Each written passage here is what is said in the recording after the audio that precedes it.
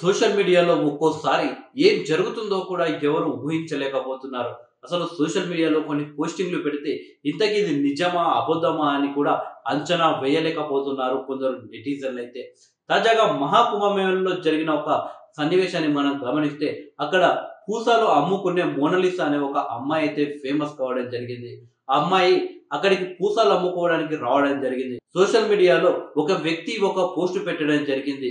మారు వేషంలో కుంభమేళాకు వచ్చిన ఐఏఎస్ అని చెప్పేసి అక్కడ ఉన్న మోనాలిసా ఫోటో పక్కనే తెలంగాణకు చెందిన స్మితా సబర్వాల్ ఐఏఎస్ గారి ఫోటో అయితే పెట్టడం జరిగింది.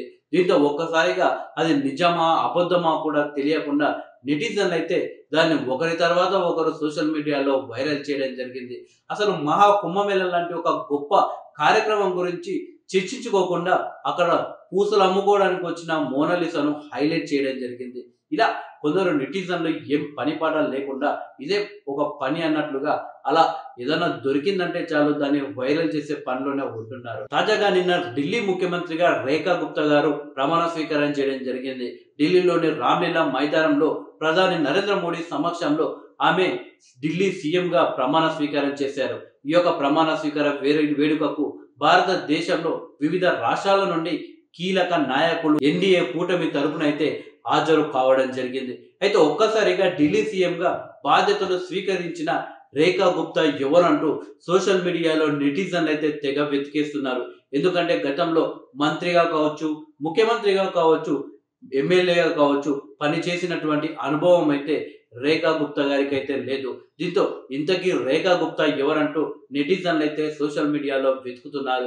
ఇలాంటి సందర్భంలో నిన్న మధ్యాహ్నం రేఖా గుప్తా గారు ప్రమాణ స్వీకారం చేసిన తర్వాత నిన్న సాయంత్రం నుండి ఒక వీడియో అయితే సోషల్ మీడియాలో వైరల్ గా మారింది.